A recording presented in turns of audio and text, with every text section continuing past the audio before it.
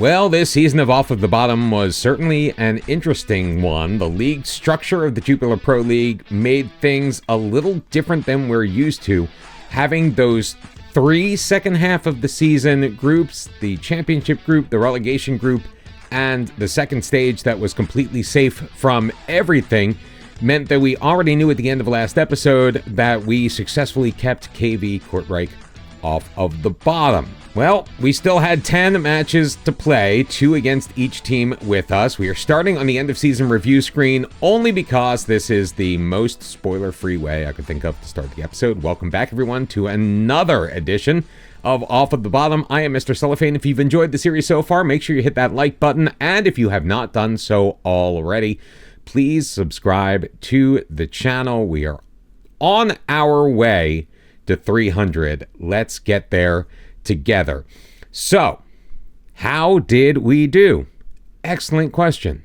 Having a bit of an issue generating the highlights for this one, but we did kick things off on the road against Liège. Fell 3-2. Now, Herman Depre put us ahead just 2 minutes into the match, but Roan Faymonville was able to equalize. They would add a second before the half to take a 2-1 lead into halftime. Then they would score again, Alec Mortier, in the 52nd minute to put Liège up 3-1. Tom Wallace, coming in off of the bench, would get one back. We took advantage of the opportunities we had, only managing 6 shots on goal. We scored 2 of the 3 we put on net. Unfortunately for us, they scored all 3 of theirs. We did play our game, 68% possession, so it was a nice step in the right direction because, as you remember, we came into this stage, well, on a bit of a purple patch. Because if you remember, it took a 1-0 victory on the last match week of the season against Union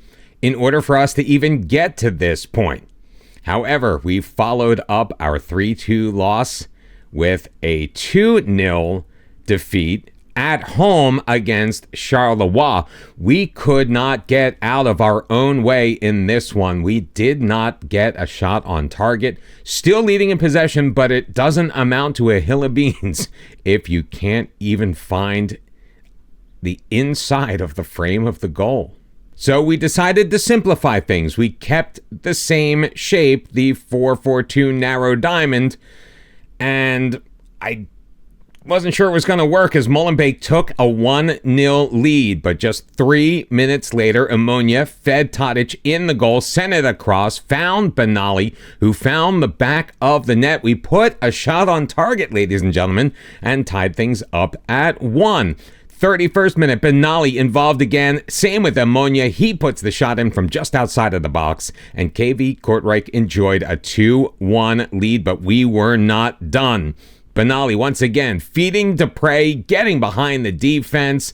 Boulet had no shot. Depre scoring the goal, making it 3-1, and that is where we would end up. So we kept the shape the same, but we really simplified the roles that we were asking our players to play. Rashid Benali picking up player of the match, 2 assists, 5 key passes, and a goal of his own.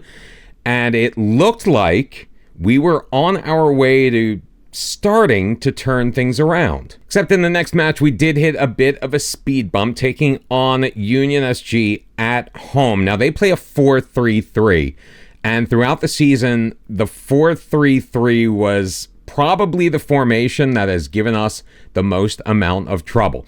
And we failed to dominate possession in this match, which was a change. Union took it to us to a certain degree, but we were able to get off a number of shots, 7 of our 13 on target. We took our chances. We did lose Leandro Santos for the remainder of the season in the 33rd minute.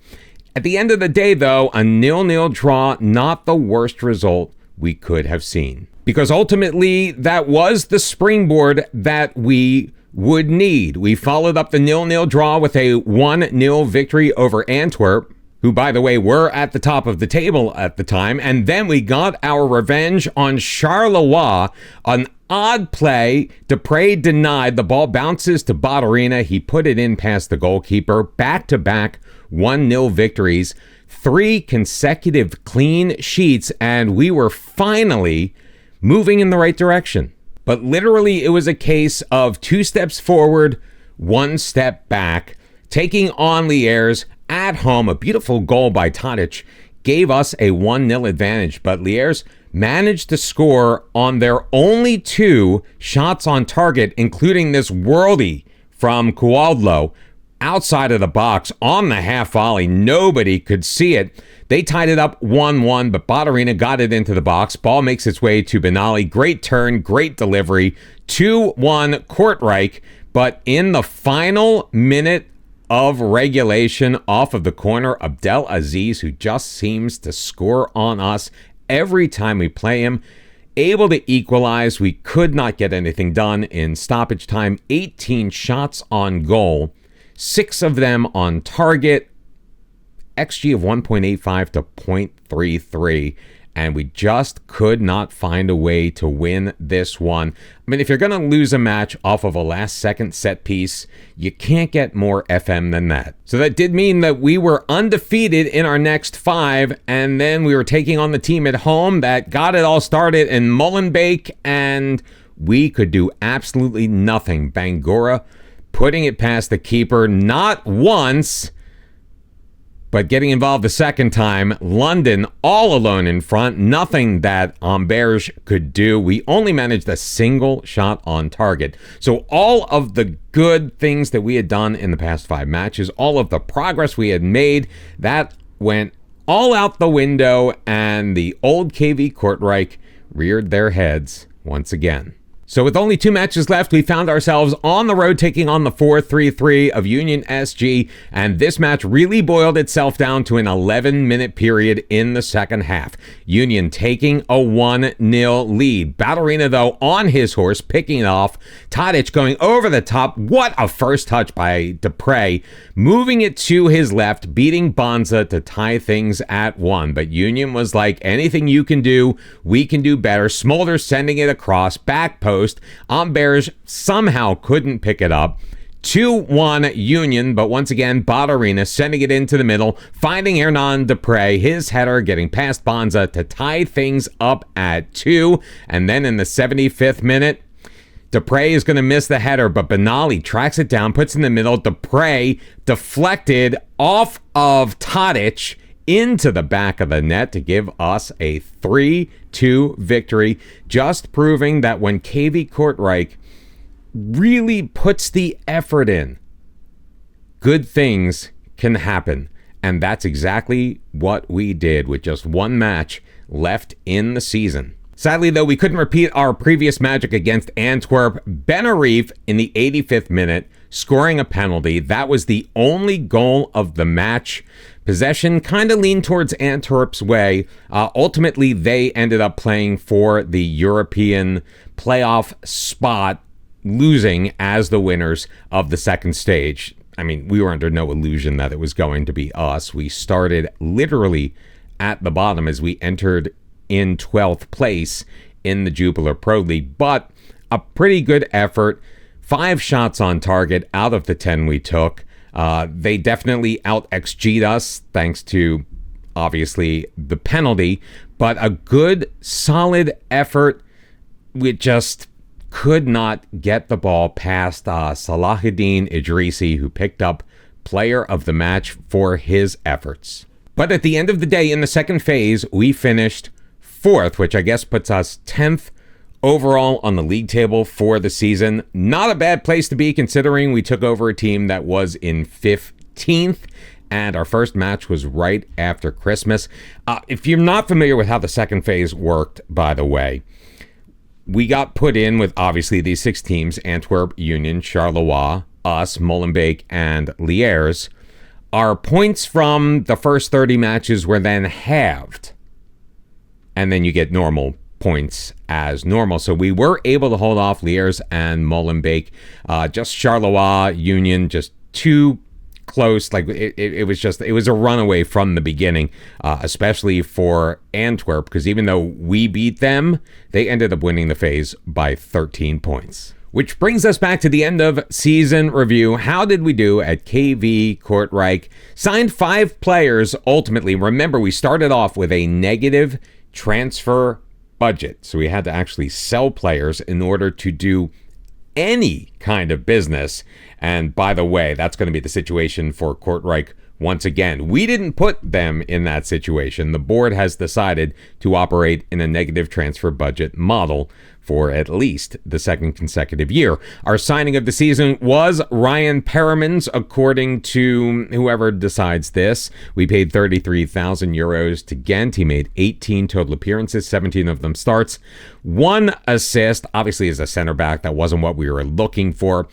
However, the best signing we made, in my opinion, was Matthias Amberg. We got him on loan from RB Salzburg. It took us a while to get him in. He made 10 appearances. Obviously, no goals, no assists. A 6.91 rating. Mladen Tadic came in this year from Crvena Zvezda. 37 matches, 7 goals, 5 assists. Josip Badarina. So this is something I have to say about Josip Badarina. He was, to me, at a certain point, he was the weak link in our defense. The 19-year-old center back, again on loan from RB Salzburg, just was making mistake after mistake after mistake, and it did not really show up in the highlights that we reviewed. So he ended up out of the squad. However, when Santos went down, we really didn't have many good options for our left back, and that's a position that Badarina could play. So we put him in at left back, and frankly, he was stellar. It was a resurgent Josip Badarina in those last 10 matches in the second phase, and I'm very proud of him for that. And of course, we also brought in Rasmus Nefors-Dahlin to be our right back. The 34-year-old made 16 appearances, added just a single assist. The transfers out, if you remember, we had to do quite a number of these. Now, we were not party to most of this.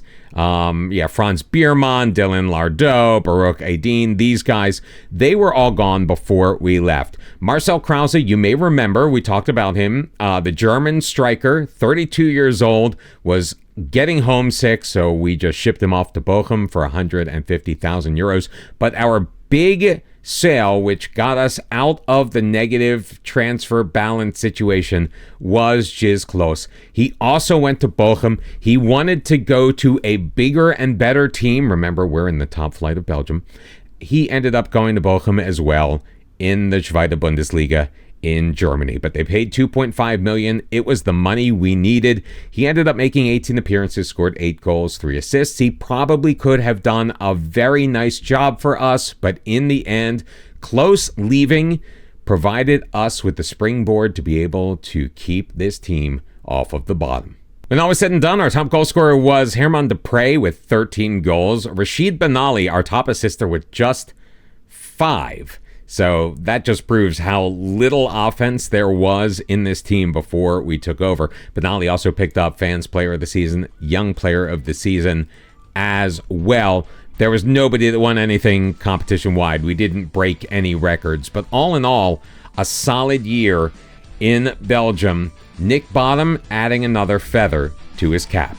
So where does Nick Bottom go from here? Well, the same place as before. On vacation until December. Then he is going to look for the next opportunity to save a big club from the risk of relegation. We succeeded with Palermo in Italy. We succeeded with Norwich City in England.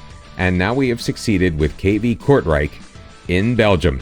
Who's next? Well, you're just going to have to find out next time. If you've enjoyed the video, make sure you hit that like button. Also, subscribe to the channel if you've not done so already, or if you are brand new. If you are new, you can check out the rest of this series. Start from the beginning right over there, and I look forward to seeing you next time. Till then, bye-bye.